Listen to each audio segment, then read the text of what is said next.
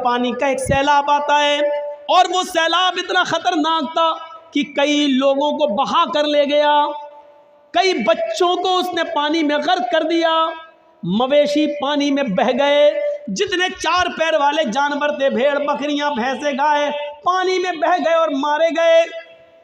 कुछ लोग अपना इलाका छोड़ रहे हैं, कुछ ऐसे हैं जो उसी में फंस गए हैं।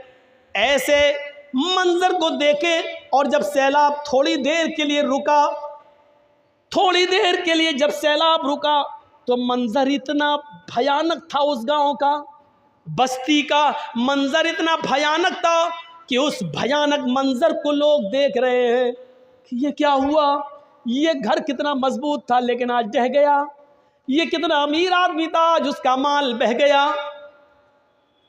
कुछ लोग हैं जो उस सैलाब में फंसे हुए हैं, अपने माल को और अपने बच्चों को अपने समेटे हुए हैं, लेकिन कश्तियां नहीं है, नाव नहीं है, निकल नहीं सकते हैं।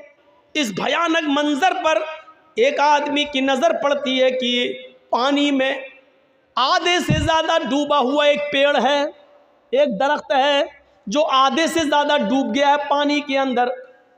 लेकिन जब उसने डूबे हुए उस पेड़ पर नजर डाली तो उसकी एक ब्रांच पर, उस पेड़ के एक टहनी से लगा हुआ एक मजबूत टहनी पर एक आदमी बैठा हुआ है, और जिस डाल पर आदमी बैठा हुआ है उसी डाल के ऊपर एक खतरनाक और जहरीला सांप भी मौजूद है। सैलाब इतना खतरनाक था, सांप इंसान का दुश्मन और इंसान सांप का दुश्मन।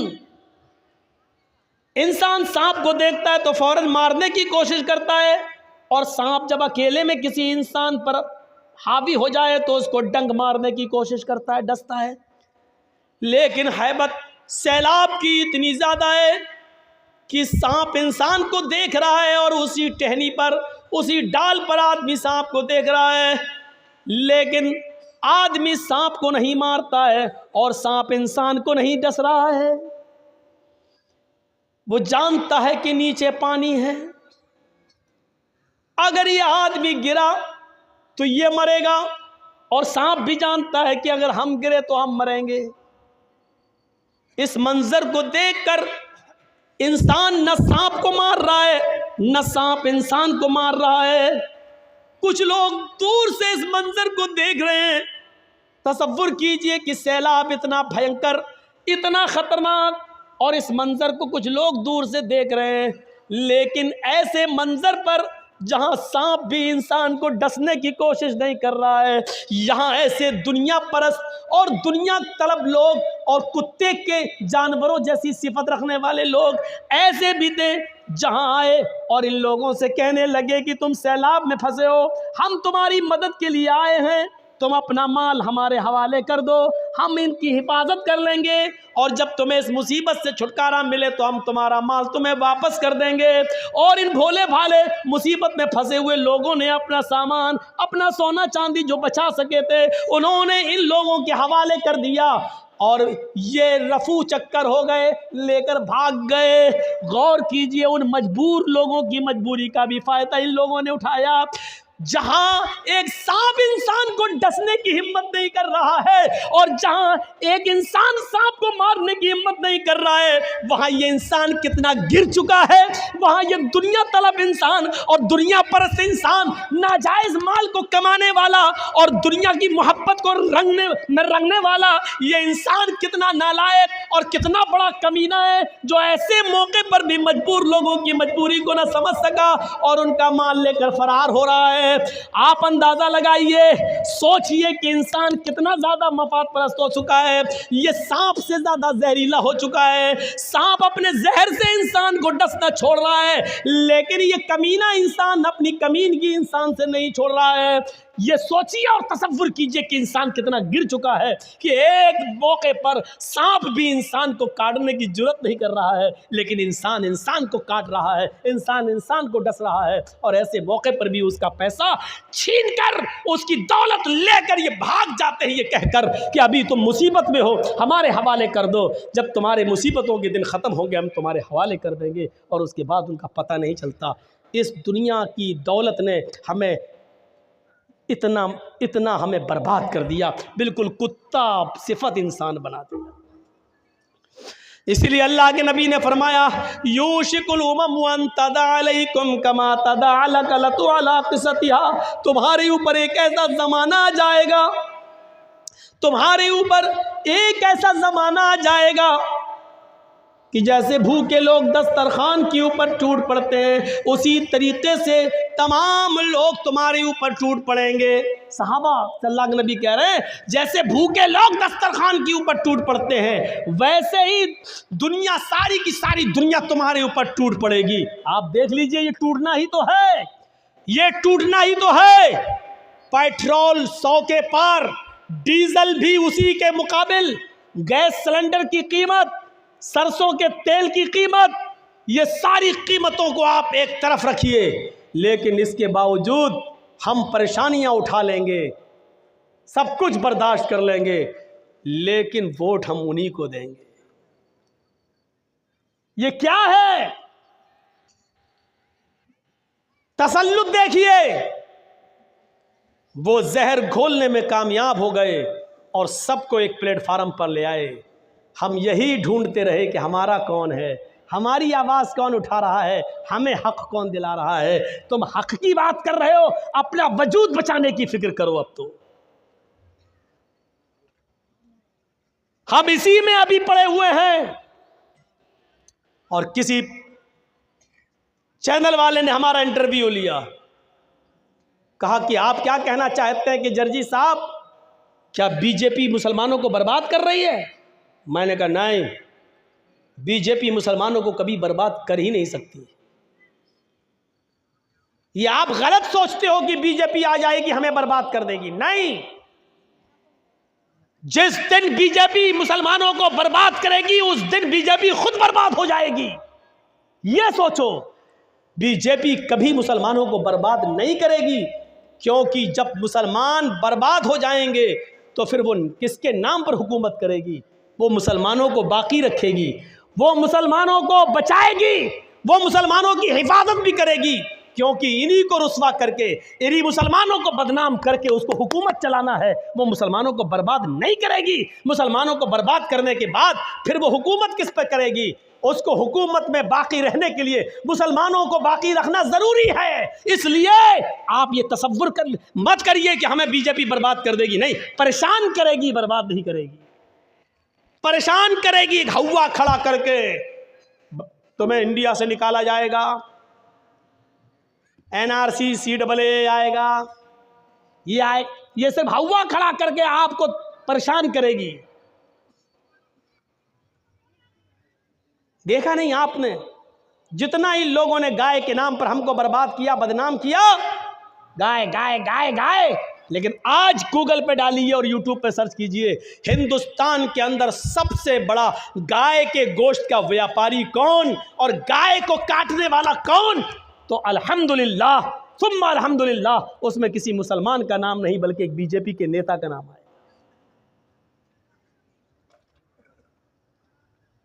ये सिर्फ हमें बदनाम करते हैं, गाय गाय गाय। अल्लाह ताला ने ऐसा कर दिया कि लो पियो गाय का पेशाब और खाओ गाय का गोबर। ऐसी जगह पहुंचा दिया है कि तुम मुसलमानों से गाय गाय गाय करते हो। पढ़ो, अभी हमारे यहाँ एक इलाके में मोदी जी ने क्या कहा था, जो पशु दूध नहीं देते यानी बैल, उनकी के गोबर को भी इतना कीमती बना देंगे कि लोग उसको सड़क पे पड़ा होगा तो उठा के अपने घर ले जाएंगे, उससे भी पैसा आएगा। मशीन, पता नहीं रात में सपने में कौन बताता है हमारे देश के चौकीदार को, गोबर से भी पैसा आएगा। हम 5 साल इंतजार करेंगे, कैसे आता देखेंगे। तो ये हालत है हमारी, टूट पड़ेंगे सारे लोग तुम्हारे ऊपर। साहबा ने कहा क्या उस वक्त हम तादाद में कम होंगे? अल्लाह के नबी ने फरमाया नहीं, उस वक्त तुम तादाद में कम नहीं होगे, तुम्हारी तादाद बहुत ज्यादा होगी, लेकिन बेकार। जैसे समंदर में कूड़ा करकट पड़ा होता है, लहर आती है, मौज आती है, कूड़ा करकट को भगा ले जाती है, ऐसी दुनिया की सारी कौमें तुम्हें जहां चाहेंगी वहां ले जाएंगी, जैसे चाहेंगी वैसे नचाएंगी। बंगाल वालों, हमारे और आपके घर की लड़कियां टीका लगाती हैं, टीका। और ये चीज़ हमने सिर्फ बिहार और बंगाल में देखी है। ये गैर मुस्लिमों की मुशाबहत है। आप अपने घर में अपनी बहनों, बेटियों, बीवियों से कहो कि ये टीका लगाना बंद करें। बिंदी लगाती है ये। मन तशब्बह बिकौमिन फहुवा मिनहुम, जो जिस कौम की मुशाबहत करेगा क़यामत के दिन उसी के साथ उठाया जाएगा। क्या आप चाहते हैं कि हमारी और आपकी माँ, बहन, बेटियां कल क़यामत के दिन गैर मुस्लिमों के साथ उठाई जाएं?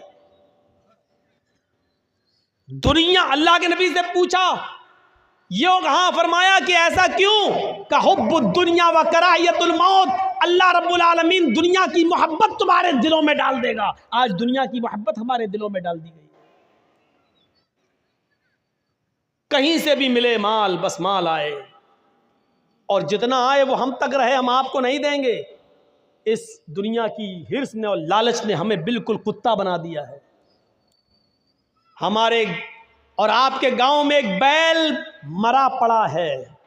एक बैल मर गया है। सुनिए एक मिसाल, एक बैल मर गया है और उस मरे हुए बैल के पास एक कुत्ता आया है और उस मरे हुए बैल का गोश्त नोच नोच के खा रहा है।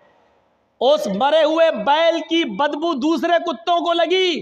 दूसरे कुत्ते भी उस मरे हुए बैल का गोश्त खाने आ रहे हैं, लेकिन ये कुत्ता जिसने सबसे पहले इस बैल के गोश्त पर मुंह मारा, वो कुत्ता जब दूसरे कुत्ते को आता हुआ देखता है तो भौंकता है, अपना दांत दिखाता है, अपना पैर उठाता है और भौंक भौंक कर उस कुत्ते को वहां से भगा देता है।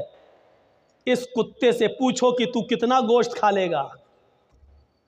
2 किलो, 3 किलो, 4 किलो, ज्यादा से ज्यादा 5 किलो, लेकिन यहां तो 3 कुंटल है। मरा हुआ बैल, उसका वजन 3 कुंटल है। तू कितना खा लेगा?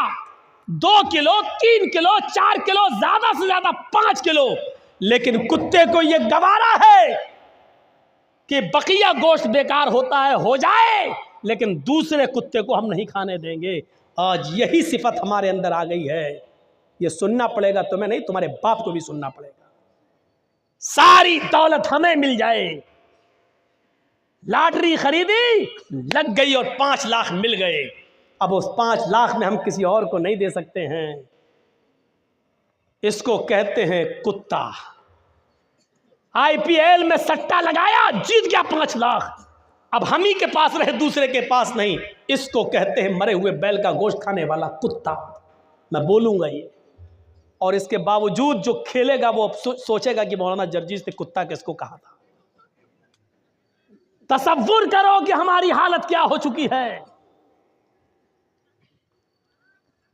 जबकि हालत ये थी कि एक सहाबी अल्लाह के नबी सल्लल्लाहु अलैहि वसल्लम के पास आते हैं और कहते हैं कि अल्लाह के नबी, मेरे चंद गुलाम हैं, मैंने उनको ख़रीदा है, मेरे चंद गुलाम हैं, कभी कभी वो हमारे माल में खयानत करते हैं, कभी कभी वो हमको झूठ बोलते हैं और धोखा देते हैं।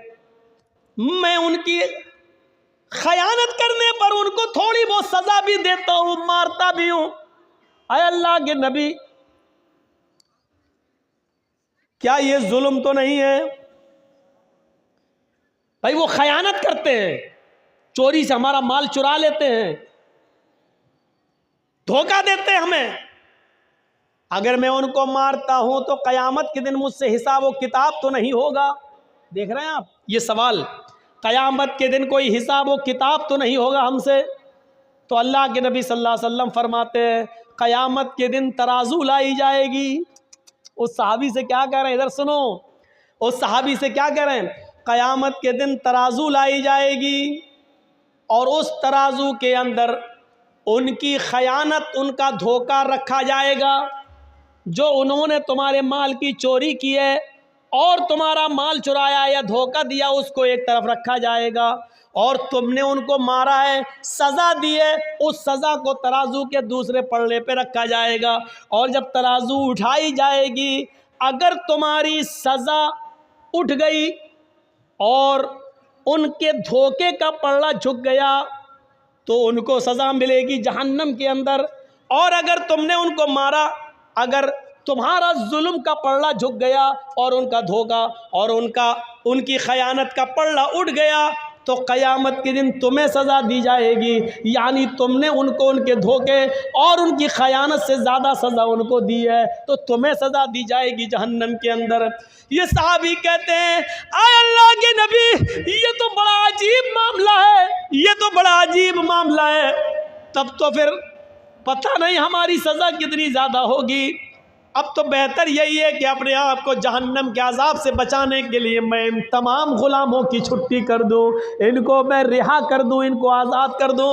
वो सहाबी दूसरे दिन आते हैं और कहते हैं, अय अल्लाह के नबी आप गवाह रहिए, मैंने अपने सारे ग़ुलामों को आज़ाद कर दिया।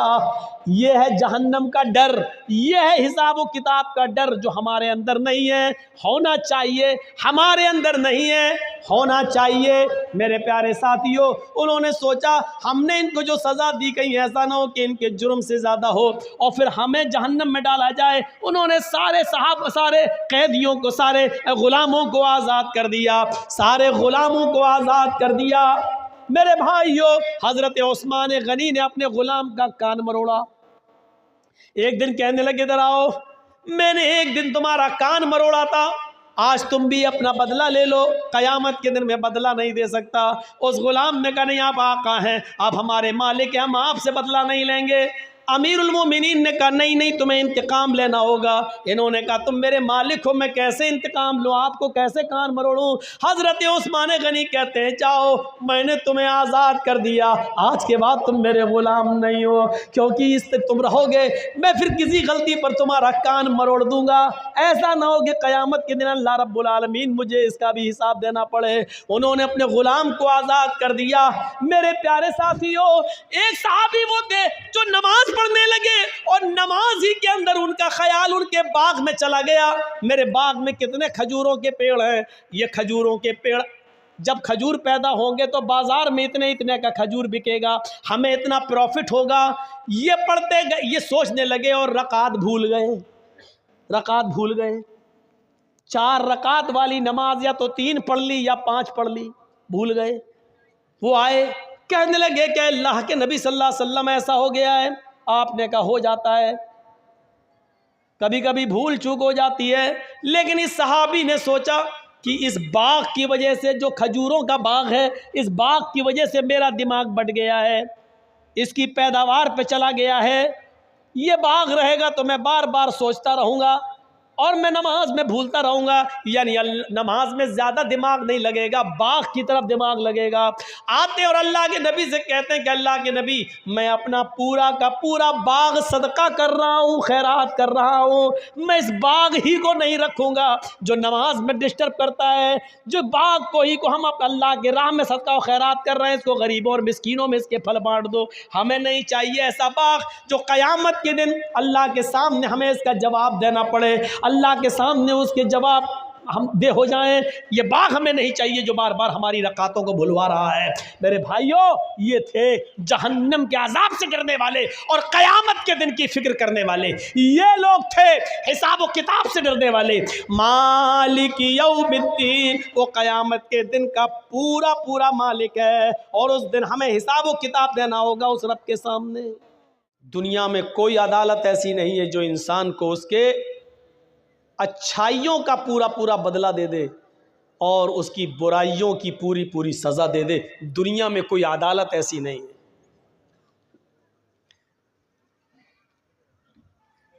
आपका बेटा डूब रहा है, उसको तैरना नहीं आता है, जर्जी साहब तैरना जानते हैं। दरिया के किनारे बाप रो रहा, मेरा बेटा डूब रहा है, कोई है बचाओ। जर्जी साहब ने छलांग लगाई, तैरते हुए गए और उसके बेटे को पकड़ लिया और तैरते हुए आए और उसको निकाल दिया। उसका पेट वेट दबाकर पानी निकाला और किसी तरीके से उसकी जान बच गई। मुझे इनाम, लड़के का बाप इनाम दे रहा है। कितना इनाम देगा, कितना इनाम देगा लड़के का बाप? 10,000, 20,000, 50,000, 1 लाख, ज़्यादा अमीर हुआ तो 5 लाख, उससे ज़्यादा अमीर हुआ तो 10 लाख। लेकिन क्या उसके बच्चे की जान बचाने की कीमत 10 लाख है? क्या उस आदमी ने, उस बच्चे के बाप ने मुझे पूरी की पूरी कीमत दे दी?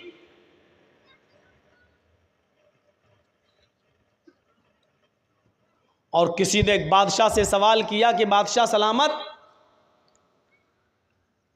तुम इस वक्त अपनी हुकूमत और अपनी ममलिकत के मालिक हो, लेकिन अगर तुम्हारी जान खतरे में हो तो बताओ अपनी जान को बचाने के लिए क्या दे सकते हो, क्या खर्च कर सकते हो? तो उसने कहा कि जितने हिस्से का मैं मालिक हूं, मैं अपने मुल्क की आधी मिल्कियत दे सकता हूं अपनी जान बचाने के लिए।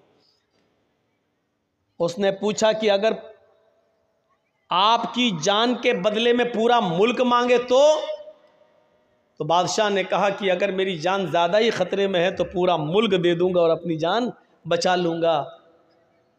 पूरे मुल्क, पूरे कंट्री की बादशाहत देने के लिए आदमी तैयार हो सकता है और अपनी जान बचाने के लिए। क्या जर्जीस साहब ने तैर कर आपके बेटे को बचाया और आपने 10 लाख 20 लाख का इनाम दे दिया तो क्या आपने पूरा बदला दे दिया? क्या जान बचाने की पूरी कीमत दे दी? नहीं।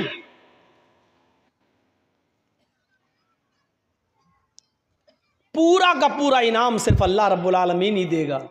किसी की जान बचाने की नेकी कितनी बड़ी है, किसी को तुमने बचाया है, कितना बड़ा नेक काम किया है, इसकी कीमत और इसका सही बदला क़यामत के दिन अल्लाह रब्बुल आलमीन हमें देगा।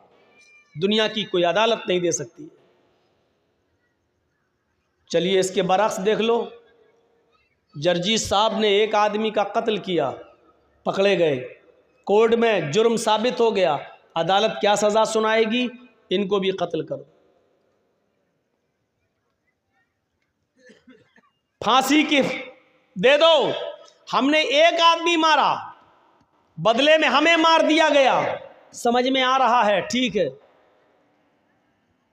लेकिन जर्जीस साहब ने 20 आदमियों को मारा, बताइए मुझे आप क्या सज़ा देंगे? मैं 20 लोगों का कातिल हूं, बताओ मुझे क्या सज़ा देगी? भारत की कोर्ट, आपके मालदा की डिस्ट्रिक्ट कोर्ट, आपके बंगाल की हाई कोर्ट और इस भारत की सुप्रीम कोर्ट, बताओ हमें क्या सज़ा देगी जुर्म साबित हो जाने के बाद? यही ना कि 20 आदमी का कातिल है, इसको फांसी दे दो। साहब आपने एक बार हमको फांसी दे दी, ये तो एक आदमी के कत्ल की सज़ा हुई। मैंने तो 20 मारे हैं, अभी 19 लोगों के कत्ल की सज़ा बाकी है, ये कौन देगा? ना डिस्ट्रिक्ट कोर्ट दे सकती है, ना हाई कोर्ट, ना सुप्रीम कोर्ट। इसलिए कयामत का दिन मानना ही पड़ेगा कि एक दिन ऐसा आएगा जहां हमारे बकिया जुर्मों की पूरी सजा हमें दी जाए, वरना बेइंसाफी होगी। गौर कीजिए, वो हिटलर जिसने लाखों यहूदियों का कत्ल किया और बिलाखिर पकड़ा गया, लेकिन उसने अपने ही सर पर पिस्टल रखकर अपने आप को उड़ा लिया और मार डाला। और उस वक्त की कोर्ट ने कहा था अगरचे हिटलर का जुर्म इतना बड़ा है कि उसको कई लाख बार मारा जाए और कई लाख बार जिंदा किया जाए और कई लाख बार मारा जाए, इसके बावजूद हिटलर की सज़ा पूरी नहीं हो सकती है। लेकिन हम बेबस हैं, किसी को एक ही मौत दे सकते हैं, बार बार नहीं। यह है दुनिया की कोर्ट और दुनिया की अदालत की कमज़ोरी। यह है दुनिया की कोर्ट और दुनिया की अदालत की बेबसी कि एक कोर्ट और अदालत जो इंसाफ के लिए बनाई गई है, वो सिर्फ एक ही बार किसी को फांसी दे सकती है। माफ़ कीजिए, यहाँ तो एक शख्स वो है जिसने कई लड़कियों के साथ बलात्कार किया और उनको कत्ल करके मार डाला। जरा बताइए कि कश्मीरी पंडितों को मारने वाले और उनको कत्ल करने वाले और घरों से निकालने वालों की क्या सजा मुतय्यन की जा सकती है? ज्यादा से ज्यादा ये कि उनको पकड़ा जाए और एक बार उनको फांसी दे दी जाए। बताओ गुजरात के कातिल के लिए कौन सी सजा मुतय्यन की जाए जिसने हजारों लोगों का कत्लेआम किया? ज्यादा से ज्यादा इतना कि उसको कोर्ट सजाए मौत सुना दे और एक बार उसको कत्ल कर दिया जाए या सजाए मौत दे दी जाए। बताइए आसाम के अंदर 10,000 मुसलमानों का कत्लेआम करने वाले को अगर कोर्ट सजा सुनाएगी तो ज्यादा से ज्यादा इतनी कि इसको उठाओ और फांसी के फंदे पर लटका दो। लेकिन यहां तो 10,000 लोगों का कत्लेआम है, 10,000 लोगों का कत्लेआम। क्या आप किसी को पूरी सजा दे सकते हैं? नहीं दे सकते हैं। इसीलिए कुरान की तीसरी आयत मैंने आज पढ़ी है, मालिक यौमिद्दीन, कयाम वो मालिक है बदले के दिन का पूरा, यानी वो कयामत के दिन पूरा का पूरा बदला देगा। अगर आपने 100 आदमियों को मारा है, 100 आदमियों का कत्ल किया है, तो आपको दुनिया में एक बार कत्ल करके एक आदमी के कत्ल की सज़ा दे दी गई है। 99 आदमियों की कत्ल की सज़ा भी बाकी है, जो आपको क़यामत के दिन अल्लाह रब्बुल आलमीन की अदालत से मिलेगी। दुनिया में कोई इंसान ऐसा नहीं है, कोई अदालत ऐसी नहीं है जो हमारे अच्छे कामों का पूरा बदला दे दे और हमारे गुनाहों की पूरी सज़ा दे दे। दुनिया में ऐसी अदालत है ही नहीं। इसलिए मानना पड़ेगा कि एक दिन आएगा फैसले का। ज़ालिका यौमुल फ़स्ल, आज फैसले का दिन है। आज पूरा का पूरा बदला दिया जाएगा, पूरा का पूरा इंतकाम आज इंसान को मिलेगा।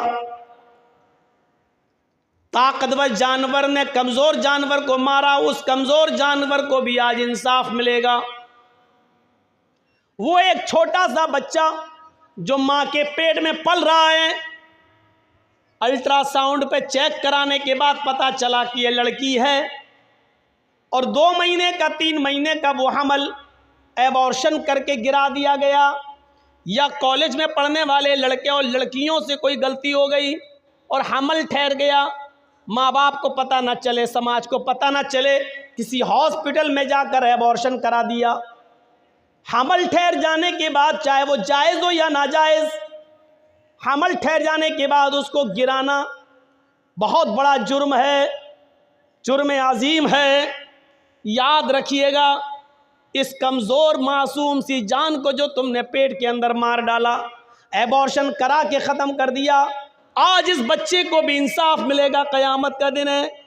ये बच्चे को अल्लाह रब्बुल आलमीन ज़बान देगा, हाथ देगा, पैर देगा, नाक देगा, कान देगा, और क़यामत के दिन ये छोटा सा बच्चा जिसको माँ के पेट में मार दिया गया, चाहे वो 15 दिन का हो, 1 महीने का हो, 1 हफ्ते का हो, 10 दिन का हो, 5 दिन का हो, हमल ठहर जाने के बाद आपने उस बच्चे को एबॉर्शन करा दिया, गिरा दिया, इसकात कर दिया, क़यामत के दिन अल्लाह रब्बुल आलमीन इस बच्चे को ज़िंदगी दे और ये बच्चा अपने माँ की पिस्तान से लटका हुआ आएगा। जा यौमल क़यामह व मुअल्लकुम बैन सदिया, ये बच्चा क़यामत के दिन अपने माँ की दोनों पिस्तानों से लटका हुआ आएगा। अल्लाह रब्बुल आलमीन इस बच्चे से कहेगा, क्या तुम भी कुछ चाहते हो? तुम्हारा भी कोई मसला है, तुम्हारा भी कोई क्वेश्चन है? वो बच्चा अपने माँ की पिस्तान छोड़ेगा, यकूल, और अल्लाह से शिकायत करेगा, हाज़िही उम्मी क़तलतनी, अल्लाह ये मेरी माँ है जिसने दुनिया में मुझे मार डाला था, अल्लाह ये मेरी माँ है जिसने दुनिया में मुझे कत्ल कर दिया था, अल्लाह ये मेरी माँ है जिसने दुनिया में मुझे मार डाला था, अय अल्लाह ये मुझे अपने पेट में जगह न दे सकी, अय अल्लाह दुनिया में वजूद में आने से पहले इसने मुझे ख़त्म कर दिया, अय अल्लाह आज तू मेरी माँ का मत बन, अय अल्लाह जिस तरह इसने मेरे टुकड़े टुकड़े करके मुझे नेकी और नमाज और रोज़े रखने का और पढ़ने का मौका भी नहीं आने दिया और उससे पहले मार डाला, अय अल्लाह आज तू मेरी माँ को भी जहन्नम के अंदर फेंक दे। वो छोटा सा मासूम बच्चा क़यामत के दिन उसको भी अल्लाह रब्बुल आलमीन इंसाफ देगा, उस बच्चे को भी क़ुव्वत गोयाई देगा और उसकी की भी सुनेगा। मालिक यौमिद्दीन, वो क़यामत के दिन का पूरा मालिक। जोड़ दिया कुरान की इस आयत ने। बहुत आसानी के साथ हम लोग जाते नमाज में, इमाम साहब ने कहा अल्लाहु अकबर, हमने कह दिया अल्लाहु अकबर, इमाम साहब पढ़ दिए अल्हम्दुलिल्लाह रब्बिल आलमीन अर्रहमानिर रहीम मालिक यौमिद्दीन इय्याका नअबुदु व इय्याका नस्तईन, और जैसी का गैरिल मग़ज़ूबि अलैहिम वलद्दाल्लीन, हमने कह दिया आमीन।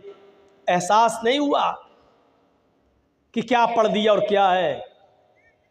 कल से पूरे 2 घंटे की तकरीर में अल्हम्दुलिल्लाह रब्बिल आलमीन और अर्रहमानिर रहीम तक ही पहुंच पाया था और मालिक यौमिद्दीन तक नहीं चल पाया। आज मालिक यौमिद्दीन पर मैं आज बोल रहा हूं। तसव्वुर कीजिए कि क़यामत के दिन का पूरा मालिक होगा वो अल्लाह।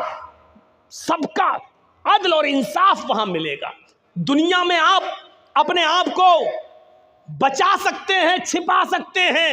जर्जी साहब जज हैं मालदा की कोर्ट के, और जर्जी साहब का बेटा अगर कोई कसूर करके मुकदमा उस पर चला और वो केस जर्जी साहब की अदालत में आया, तो जर्जी साहब कानूनी किताबों से कोई ना कोई दांव पेच खेलकर पॉइंट निकाल कर अपने बेटे को किसी न किसी तरीके से जमानत दे देंगे।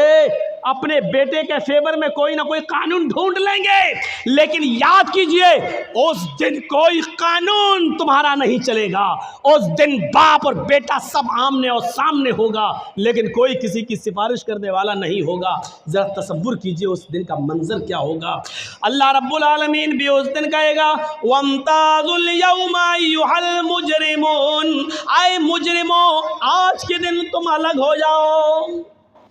वम्ताजुल यौमा अय्युहल मुजरिमून, आए मुजरिमों आज के दिन तुम अलग हो जाओ, नेक लोगों से अलग हो जाओ। ये सुनकर मुजरिम नेक लोगों से अलग हो जाएंगे। मेरे प्यारे साथियों, उस दिन अल्लाह रब्बुल आलमीन एक दूसरे सबको इंसाफ देगा।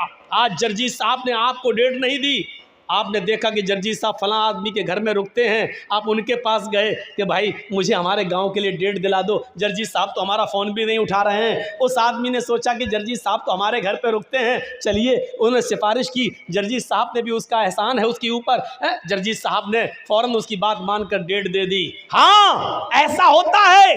आज हम एक दूसरे की सिफारिशें करते हैं और एक दूसरे की सिफारिशें मानते हैं, लेकिन क़यामत के दिन बाप जहन्नम में जा रहा होगा और बेटा जन्नत में जाने का फैसला, बेटा जहन्नम में जा रहा होगा और बाप के जन्नत में जाने का फैसला।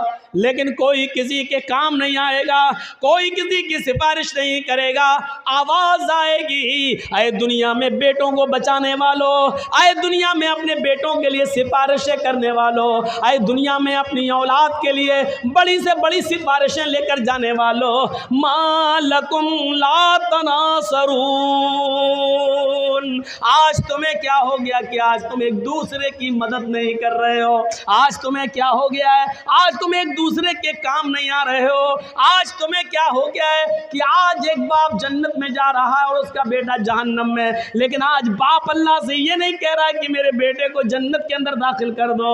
आज तुम्हें क्या हो गया है, आज तुम एक दूसरे के काम क्यों नहीं आ रहे हो, आज एक दूसरे की सिफारिशें और शिफात क्यों नहीं कर रहे हो। ये मंजर होगा उस दिन का मेरे भाइयों। दुनिया में हम एक दूसरे की सिफारिशें कर देते हैं, लेकिन क़यामत के दिन कोई किसी की सिफारिश करने वाला नहीं। इंसाफ होगा वहां, सबके साथ इंसाफ। दुनिया में अगर किसी ने किसी की एक बालिश जमीन पर कब्जा किया और 1000 मुकदमा लड़ने के बावजूद भी उसको इंसाफ नहीं मिला, वो 70 जमीनों का तौक उसके गर्दन में डाला जाएगा। उसको देखकर ही लोग ये कहेंगे कि ये दुनिया में किसी की जमीन पर नाजायज कब्जा करने वाला था। अल्लाह रब्बुल आलमीन कहेगा इन नेक लोगों को और इनके ऊपर जुल्म और ज्यादती के केस होंगे। अल्लाह रब्बुल आलमीन कहेगा बदला दो, वहां बदला नहीं दे पाएंगे। फिर अल्लाह कहेगा फिर तुम अपनी नेकियां दो, ये नेकियां देंगे, लो 10 नेकी तुम ले जाओ। दूसरा आएगा मेरे साथ इसने ऐसा किया, 5 नेकी तुम ले जाओ। देते देते देते देते नेकियां उसके पास खत्म हो जाएंगी, लेकिन मुकदमा लेकर लोग आ रहे होंगे, अल्लाह भी मेरा भी हक है इसके ऊपर। अल्लाह कहेगा नेकियां दो, वो कहेगा नेकियां तो मेरी ख़त्म हो गई, अब क्या दूं? अब अल्लाह कहेगा उस आदमी से जिसका हक मारा था, इसके पास तुम्हें देने के लिए अब नेकियां नहीं है, ऐसा करो कि तुम अपने गुनाह इसके ऊपर ला दो। कितना गरीब इंसान होगा वो उस दिन, जो नमाजें लेकर गया, रोज़े लेकर गया, हज लेकर गया, ज़कातें लेकर गया, बहुत बड़े बड़े नेक काम उसने दुनिया में किए, लेकिन लोगों पर जुल्म किया, लोगों पर ज़्यादती की, लोगों के ऊपर परेशान किया उसने। और क़यामत के दिन ये परेशान करने वालों को जब अल्लाह इंसाफ, परेशान होने वालों को जब इंसाफ दिलाएगा तो नेक लोगों की नेकियां ख़त्म होंगी, और परेशान जिनको किया उनके मुकदमे अभी बाकी होंगे। फिर अल्लाह रब्बुल आलमीन ये कहेगा कि तुम अपने गुनाह इसके ऊपर डालो। गौर करो, मौलाना जर्जीस ने किसी की ज़मीन दाबी, मौलाना जर्जीस ने किसी को थप्पड़ मारा, मौलाना जर्जीस साहब ने किसी के साथ कुछ किया, किसी के साथ कुछ किया, लेकिन नमाजें 5 वक्त की पढ़ी, रोज़े पूरे महीने के रखे, हज भी किया, ज़कात भी देते रहे, खुश थे कि क़यामत के दिन हम तो जन्नत में जाएंगे। लेकिन जिनको परेशान किया वो अपना मुकदमा लेकर आएंगे। जर्जीस साहब ऐसा है, हाँ है, चलो नेक बदला दो। जर्जीस साहब के पास अब ज़मीन नहीं है कि वो किसी को दें। अल्लाह कहेगा अपनी 10 नेकियां दो। दूसरा आएगा, इसने मेरे साथ ये क्या, जर्जीस साहब 10 नेकी इसको दो, दे दी गई। तीसरा आएगा, इसको दो। चौथा आएगा, उसको दो। 10, 15, 20 आदमियों ने पेश किया मुकदमा, नेकी देते देते ख़त्म। 21वां आदमी आया, मेरा भी हक है आपके ऊपर, नेकियां दो। अल्लाह कहेगा जर्जीस नेकी दो। जर्जीस कहेगा अल्लाह नेकियां ख़त्म। अल्लाह उस आदमी से कहेगा कि अपना गुनाह जर्जीस के ऊपर ला दो। जर्जीस उस वक्त कितना बदकिस्मत होगा, नेकियां तो बहुत लेकर गया लेकिन सब लुटा दी, दूसरों को दे दी। अब दूसरों की गुनाह उसके ऊपर लादे जा रहे हैं। पूछा मनिल मुफलिस, तुम जानते हो गरीब कौन है? अल्लाह के रसूल सवाल कर रहे हैं, क्या तुम जानते हो मुफलिस कौन है, कल्लाश कौन है, गरीब कौन है? साहबा ने कहा जिसके पास माल और दौलत और दिरहम और दीनार न हो। मल्ला दिरहमा वला दीनार अल्लाह, जिसके पास न दिरहम हो न दीनार हो, जिसके पास न सोना न चांदी हो, वो गरीब है। अल्लाह के नबी फरमाते नहीं नहीं, मेरी उम्मत का गरीब इंसान ये नहीं है। मेरी उम्मत का गरीब इंसान तो वो है जो क़यामत के दिन बहुत सी नेकियां लेकर जाएगा, नमाज और रोज़े की नेकियां लेकर जाएगा, लेकिन हक मारा होगा और एक एक करके सारी नेकियां उनको दे देगा जिनका हक मारा है। फिर भी हक वालों का हक बाकी रहेगा, फिर उनके गुनाह इस आदमी पर लादे जाएंगे। ये मेरी उम्मत का सबसे गरीब इंसान है।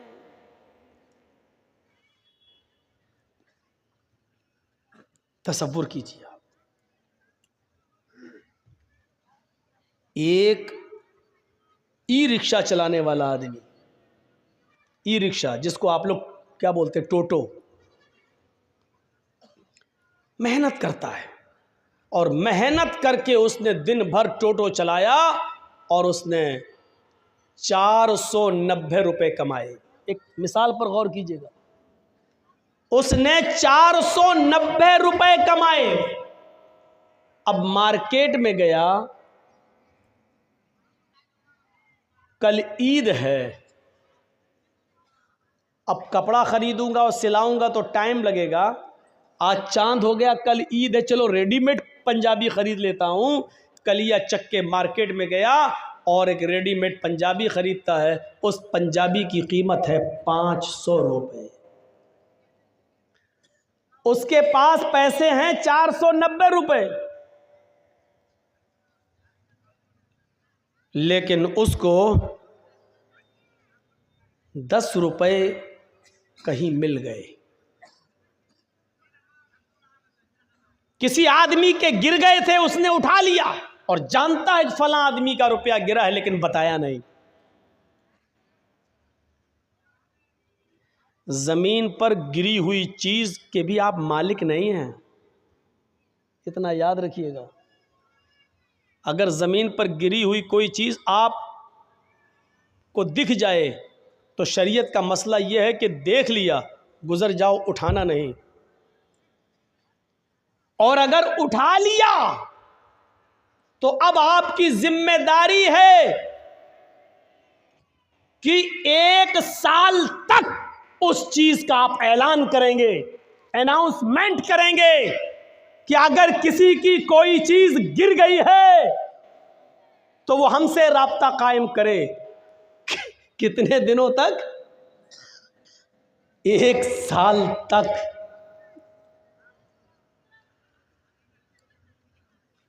1 साल तक आप उसका अनाउंसमेंट करेंगे, 1 साल तक। और जब 1 साल के बाद भी कोई नहीं आता है, उसका मालिक नहीं मिलता है, तब आप उसका 5वां हिस्सा सदका और खैरात करके बकिया चीज़ आप अपने लिए इस्तेमाल कर सकते हैं। यानी 100 रुपये मिले हैं आपको, तो पहले 1 साल तक उसका अनाउंसमेंट करो, बचेगा क्या? और 1 साल तक जब 100 रुपए का मालिक आपको ना मिले तो फिर उसमें 5वां हिस्सा यानी 20 रुपए सदका खैरात गरीब को दो, और उसके बाद 80 रुपए आप इस्तेमाल कर सकते हो। वो भी कब? और ये इस्तेमाल करने की इजाज़त आपको वो भी इस कंडीशन में मिल रही है क्योंकि आपने 1 साल मेहनत की है। यानी ये 80 रुपये भी आपके लिए तब हलाल हो रहे हैं जब आप 1 साल मेहनत करने के बाद उसके मालिक तक नहीं पहुंचा पाए या उसका मालिक नहीं मिला। तब 10 रुपए आपको मिल गए लेकिन आपने उसको बताया नहीं, जिसका गिरा चुपके से आपने उठाया, और 490 रुपए में 10 रुपए मिलाकर 500 रुपए का पंजाबी आपने खरीद लिया। 490 रुपए हलाल के हैं जो आपने रिक्शा चलाकर मेहनत करके कमाया, लेकिन 10 रुपए आपने उसमें हराम के मिला दिए, पंजाबी आपने ख़रीद लिया। अब जब तक वो पंजाबी, जब तक वो कुर्ता, जब तक वो कमीज़ आपके जिस्म पर रहेगी, अल्लाह की कसम ना आपकी कोई फ़र्ज़ नमाज कबूल होगी, ना फ़र्ज़ रोज़ा कबूल होगा, ना नफली नमाज कबूल होगी, ना नफली रोज़ा कबूल होगा। कब तक? जब तक वो पंजाबी आपके जिस्म पर रहेगी।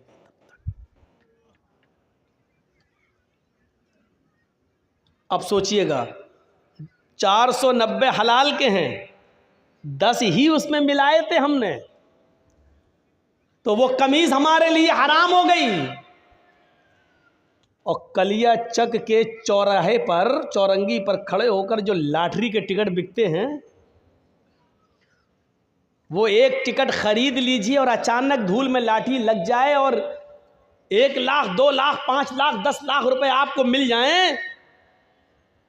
जब 490 हलाल के रुपए में 10 रुपए मिला रहे हैं तो सब हराम, तो 1-2 लाख रुपए प्योर सूद के जो आपको मिल रहे हैं बगैर मेहनत के, वो आपके लिए हलाल कहां से हो गए?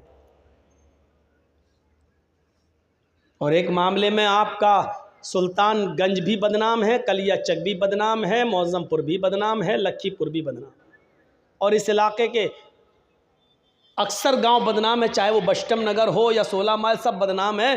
क्या हो? IPL में सट्टा लगाना। और अभी शुरू होने वाले हैं IPL मैच, एक एक बॉल पे सट्टा लगता है, एक एक बॉल पर। ये इतने विकेट ले लेगा, नहीं लिया तो इतना मेरा, ले लिया तो उतना तेरा, ये टीम जीतेगी। एक एक बॉल पर सट्टा लगता है कि दूसरे नंबर पर बॉल जो जाएगी उसमें छक्का लगेगा, उसमें चौवा लगेगा। ये हमारे अंदर ये चीजें आ कहां से गई?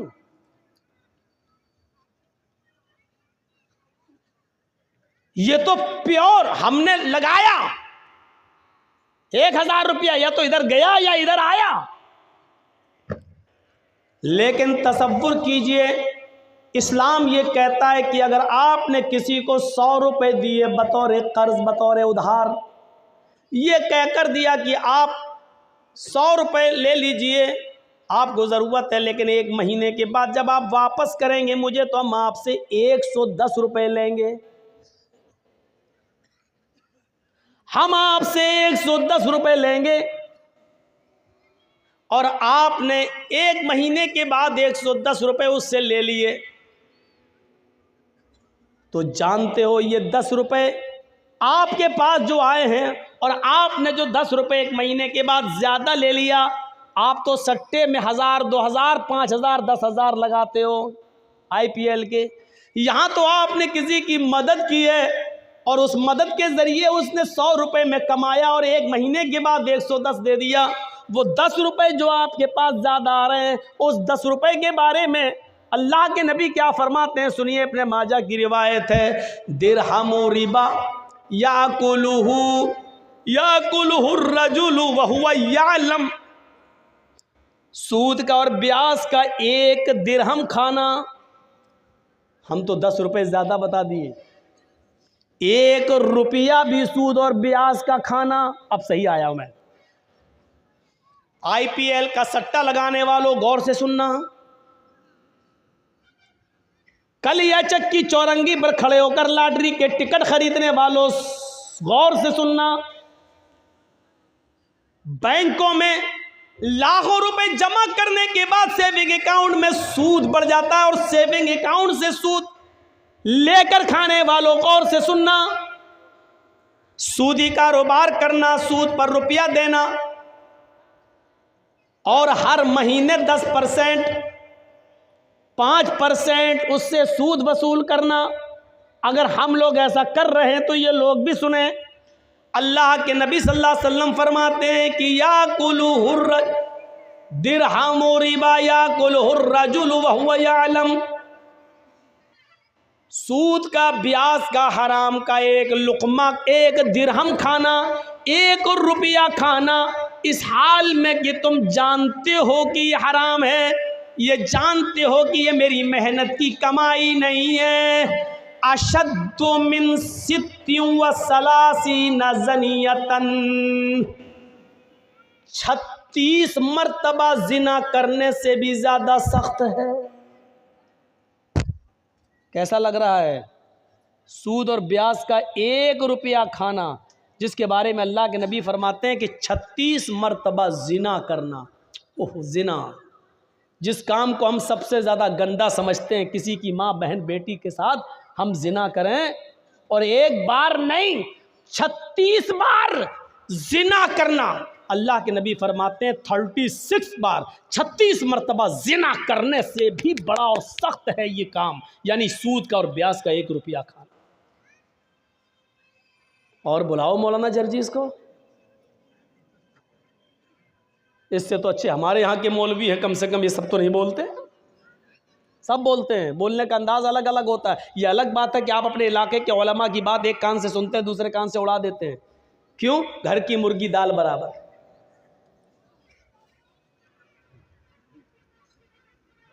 सित्तिन व सलासीना ज़नियतन, 36 बार। रूह कांप जाएगी, रूह। कहां हैं हम? एक हदीस के अंदर तो यहां तक अल्लाह के नबी सल्लल्लाहु अलैहि वसल्लम ने फरमाया, अर्रिबा इस्लान व सबऊना बाबन, ऐसरुहा अय्यन के हर रजुलु उम्महू। सूद के, ब्याज के, हराम माल खाने के 72 दरवाजे हैं। इस्नान 2, सबऊन 70, 70 और 2 कितने हो गए? 72। अल्लाह के नबी क्या कहते हैं? और रिबा इस्नान व सबऊन बाबन, सूद के और ब्याज खाने के 72 गेट हैं, 72 दरवाजे हैं, 72 गेट्स। There are 72 गेट्स, 72 दरवाजे हैं सूद और ब्याज के। उसमें सबसे छोटा और हल्का दरवाजा बता रहे हैं अल्लाह के नबी, 71 और इससे बड़े बड़े हैं, लेकिन सबसे हल्का दरवाजा क्या है? सबसे हल्का गेट क्या है? सबसे करीब का दरवाजा क्या है?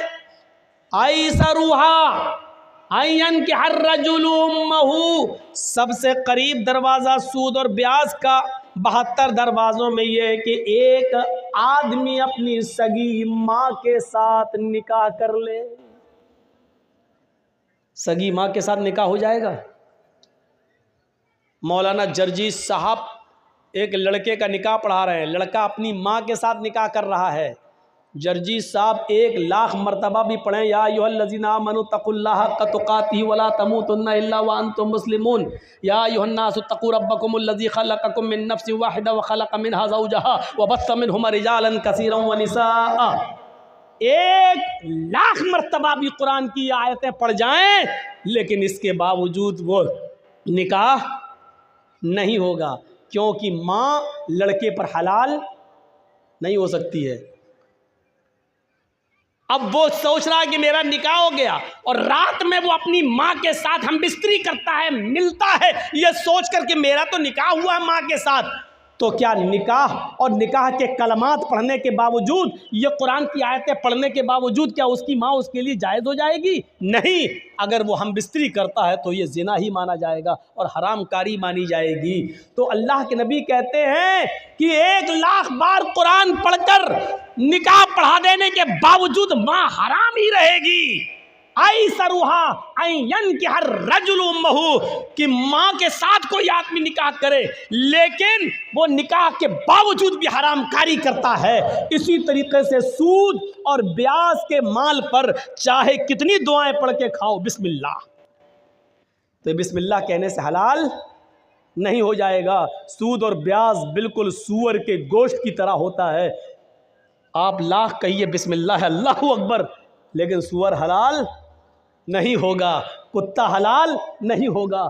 सूद और ब्याज की रकम पर कितने ही दुआएं पढ़ डालो, हलाल नहीं होगा। माँ के साथ निकाह करते वक्त कितनी आयतें पढ़ डालो, लेकिन माँ लड़के पर हलाल नहीं होगी।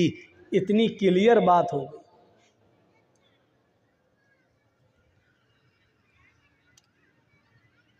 याद करिए, या अय्युहल्लज़ीना आमनू तक़ुल्लाह वज़रू मा बक़िया मिनर रिबा। ऐ ईमानो वालो,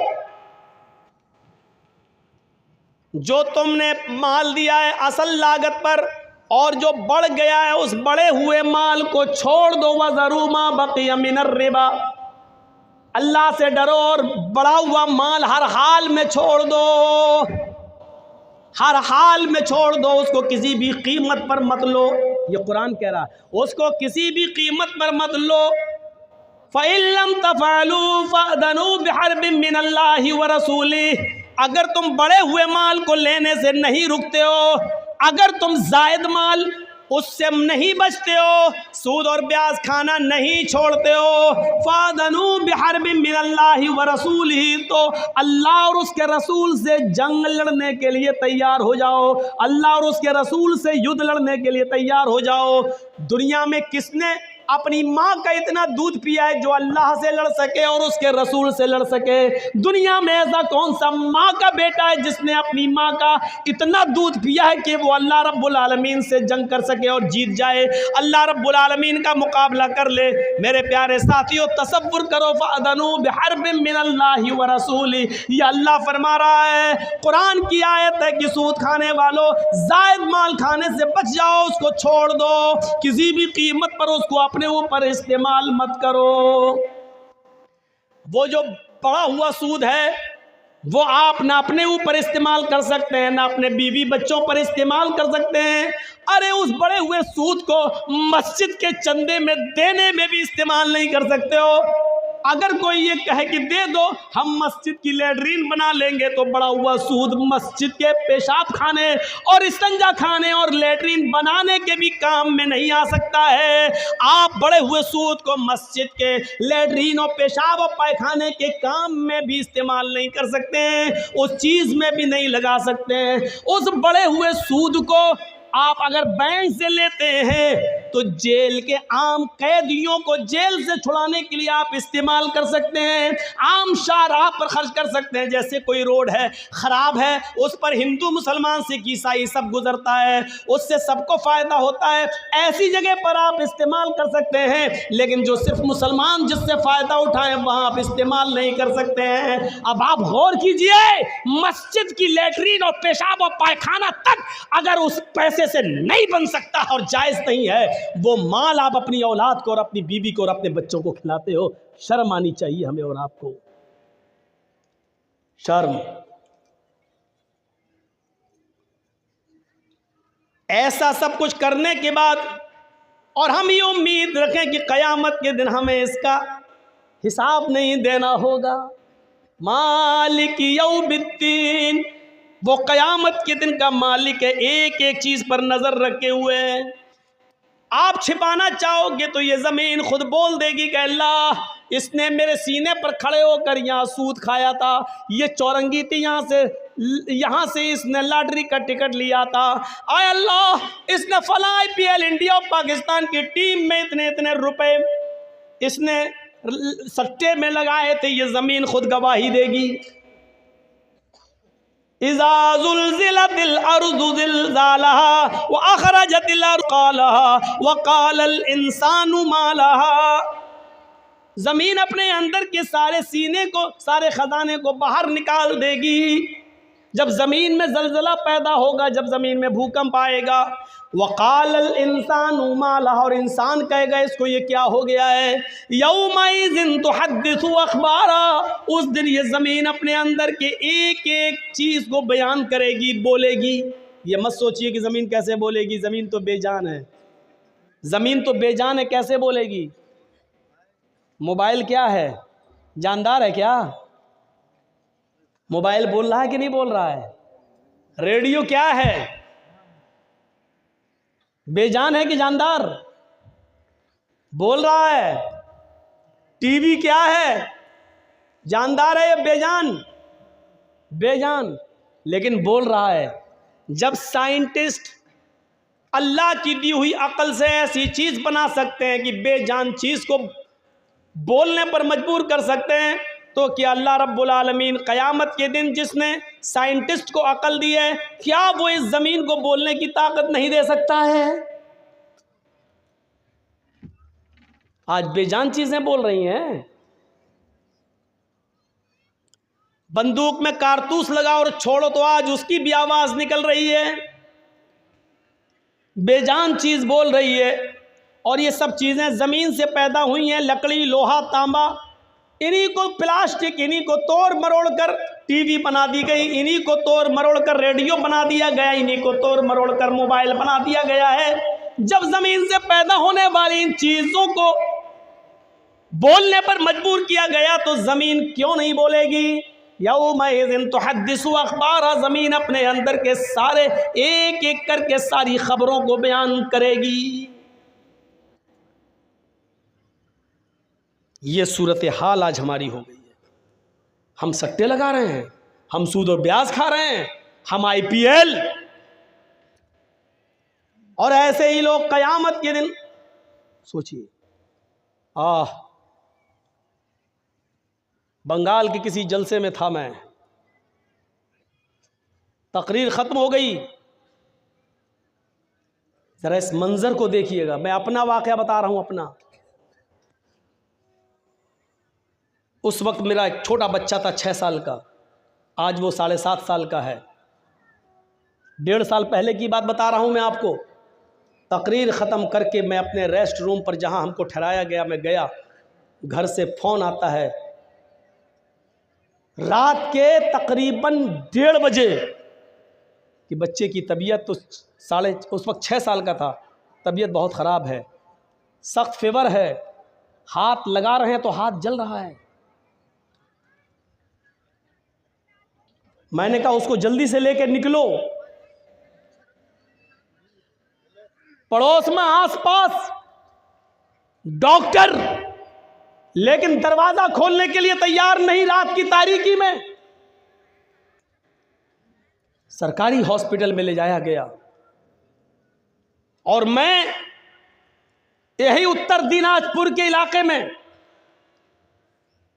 और रात के 4 बजे तक, 4:30 बजे तक बराबर राब्ते में रहता हूँ। अब कैसी तबीयत है, अब क्या है, अब क्या कंडीशन है। और जब पता चला और बच्चे से बात की और उसने कहा अब्बू ठीक है, आराम है, और जब घर से पता चला कि हाँ रिलैक्स, आराम मिल गया है, उस वक्त तक मेरे भाइयों रात की नींद उड़ गई। कोई चीज़ खाने और पीने का दिल नहीं। ये कंडीशन, कभी आपको भी इस कंडीशन से गुजरना पड़ता होगा। आपका बच्चा अगर रात में पेट के दर्द से कराहने लगे तो आपके रात की नींद उड़ जाती है, और उस वक्त तक आप चैन और सुकून की नींद नहीं सो सकते जब तक कि उस बच्चे के पेट का दर्द बंद ना हो जाए। लोगों ने इस कोरोना काल में अपने बच्चों के दर्द को समझा है, इस बीमारी में उन्होंने अपने और अपने अजीजों को खोया है। वो जानते हैं कि जान की कीमत क्या है। मेरे भाइयों, जरा तसव्वुर करो, एक छोटे से बच्चे की हल्की सी बुखार की खबर, फेवर की खबर आपको आपके रात की नींद उड़ा देती है, और आपके बिस्तर पर कांटे चुभने लगते हैं। नरम और गर्म बिस्तर भी आप छोड़ने पर मजबूर हो जाते हैं। लेकिन उस क़यामत के दिन के दर्द को समझने की कोशिश करो। वही औलाद हमारे सामने होगी जिस बच्चे के लिए आज 6 साल की उम्र में हमने रात में बिस्तर छोड़ दिया, उसका हल्का सा फेवर हमें सोने नहीं देता है। लेकिन क़यामत का मंजर ये होगा, यौम यफिर्रुल मरउ मिन अखीही व उम्मिही व अबीही व साहिबतिही व बनीही। क़यामत के दिन इंसान भाग रहा होगा। यौम यफिर्रुल मरउ मिन अखीही, अपने भाई को देखकर भागेगा, नहीं उसके सामने नहीं आऊँगा, ये मुझसे एक नेकी न मांग बैठे। यौम यफिर्रुल मरउ मिन अखीही, आदमी अपने भाई को देखकर भागेगा। व उम्मिही व अबीही, अपनी माँ को देखकर भागेगा, अपने बाप को देखकर भागेगा। वो डरेगा मेरी माँ मुझसे ये न कहने लगेगी बेटा दुनिया में मैंने तुझे अपना दूध पिलाया, पाल पोस कर बड़ा किया, आज तू अपनी माँ को एक नेकी नहीं दे सकता है। ये मेरी माँ मुझसे एक नेकी ना मांग बैठे, मेरा बाप मुझसे कहीं एक नेकी ना मांग बैठे। ऐसा ना हो। यौम यफिर्रुल मरउ मिन अखीही व उम्मिही व अबीही व साहिबतिही व बनीही। इंसान अपनी माँ से भागेगा, अपने बाप से भागेगा, व साहिबतिही, और अपनी बीवी से भी भागेगा। वो बीवी जो सुकून का जरिया होती है। इंसान दिन भर का थका हुआ आता है और अपनी बीवी की आगोश में जाता है तो दिन भर की थकान उसकी उतर जाती है और उसको अपनी बीवी से सुकून मिलता है। लेकिन क़यामत के दिन अपनी बीवी को भी देखकर उससे भागेगा। वह साहिबतिही, उसको देखकर भागेगा। वह बनीही, और अपनी औलाद को, अपने बेटों को देखकर भागेगा।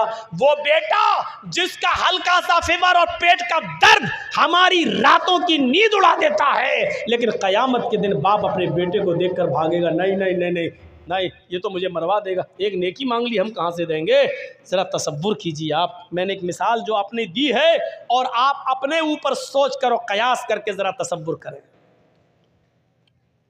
कहाँ हैं हम, किस पोजीशन में हैं हम। नफ्सा नफ्सी का आलम। हजरत आयशा बयान करती हैं, युहशरुन्नासु यौमल क़यामति हुफ़ातन औरातन गुरला।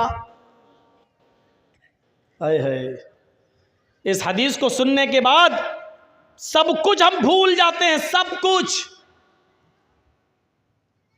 आपके कलिया चक में फिर भी लड़कियां और औरतें कपड़े कुछ ढंग के पहन लेती हैं थोड़े बहुत, लेकिन ज़रा मालदा की तरफ चले जाइए और फिर देख लीजिए ड्रेस 15-20 किलोमीटर की दूरी पर ड्रेस कैसी चेंज होती है। और फिर थोड़ा सा सिल्लीगुड़ी और न्यू जलपाईगुड़ी की तरफ चले जाइए, ड्रेस और बढ़ती जाएगी।